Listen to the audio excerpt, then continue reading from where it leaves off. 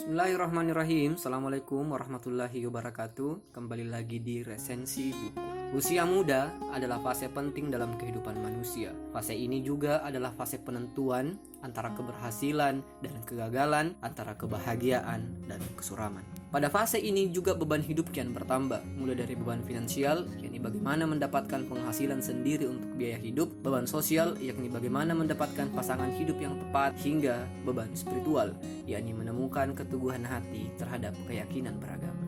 Tiga beban itu menurut kami adalah sebab dari kegelisahan hidup seorang pemuda. Buku yang berjudul Keluar dari Kemelut Menuju Kebahagiaan yang ditulis oleh Ayatullah Ja'far Subhani dan Himman Sahrarpur mencoba memberikan 10 langkah jitu bagi pemuda untuk keluar dari kemelut kegelisahan menuju kebahagiaan. Namun perlu digarisbawahi bahwa yang ingin kita capai adalah kebahagiaan, bukan sekedar kesenangan. Olehnya itu, di awal penting untuk menunjukkan perbedaan antara keduanya. Kata Mula Sadra, senang adalah eksistensi yang berubah-ubah, sedangkan bahagia adalah eksistensi yang tetap. Artinya, bahwa senang bersifat sementara, sedangkan bahagia bersifat abadi. Senang hanya berkaitan dengan kegembiraan material seperti mendapatkan gaji, istri cantik, dan sejenisnya, sedangkan bahagia adalah kegembiraan rohani yang tidak hanya dirasakan nikmatnya di dunia, tapi juga di akhirat. Yuk, kita mulai. Inilah 10 langkah keluar dari kemelut menuju bahagia.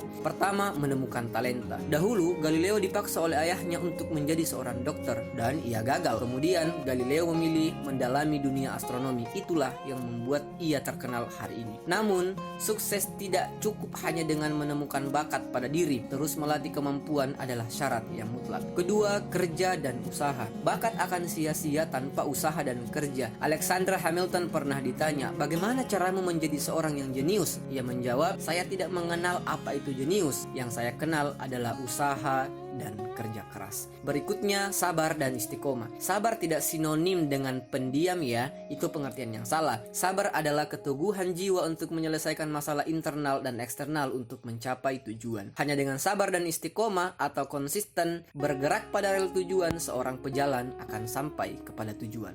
Langkah keempat, teratur dan disiplin. Ketika Sayyidina Ali sekarat, beliau berpesan kepada anaknya Hasan dan Husain, "Wahai anakku, sepeninggalku nanti ingatlah dua hal ini, bertakwalah kepada Allah dan teratur dan disiplinlah dalam menjalani kehidupan." Untuk menunjang kedisiplinan dalam menjalankan aktivitas harian kita, baiknya kita membagi waktu ke dalam beberapa pembagian penting. Sebagian waktu adalah untuk kebutuhan spiritual, sebagian untuk kebutuhan intelektual, dan sebagiannya lagi untuk kebutuhan fisikal, sosial, dan finansial. Kelima, mulailah dari hal yang kecil. Jangan terburu-buru untuk menyelesaikan hal yang besar. Hal-hal kecil memberikan pelajaran penting untuk kesiapan diri kita menghadapi hal yang lebih besar. Berikutnya, taklid buta. Salah satu kesalahan paling fatal bagi anak muda yang hendak memulai karirnya adalah ikut-ikutan. Bukan berarti karena orang lain sukses sebagai seorang YouTuber, maka sudah pasti kita juga akan berhasil. Kita harus mengenali potensi diri serta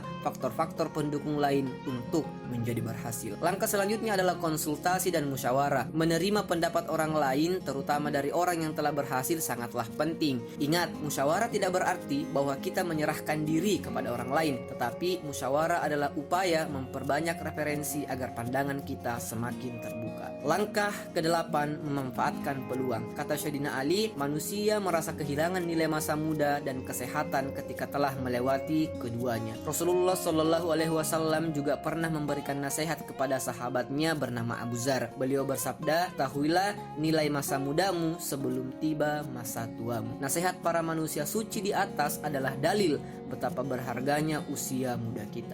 Kesembilan, keberanian dan kesetiaan. Keberanian tanpa kesetiaan sama buruknya dengan orang setia tapi pengecut. Orang-orang seperti Imam Khomeini, pencetus revolusi Iran, Imam Husain dalam tragedi Karbala, Wiji Tukul, dan Munir di Indonesia adalah contoh atas keberanian dan kesetiaan terhadap tujuan. Yang terakhir, selaras dalam tindakan. Konsep yang matang tidaklah cukup, pun bekerja secara membabi buta juga tidaklah efisien. Banyak di antara kita yang menyepelekan hal-hal aksidental seperti tampilan dan hanya berfokus kepada substansi saja. Keselarasan antara keduanya merupakan syarat bagi berhasilnya program yang kita rencanakan. Lalu bagaimana perspektif kami terhadap buku ini? Buku ini adalah salah satu buku terbaik Resentor sepanjang pertengahan tahun 2020. Selain sangat filosofis, penulis juga memberikan langkah konkret bagi kita. Pun buku ini mengangkat contoh dari orang-orang yang berhasil yang sebenarnya tidak relevan dengan zaman kita, tapi sebagai sebuah kerangka, buku ini sangat menarik.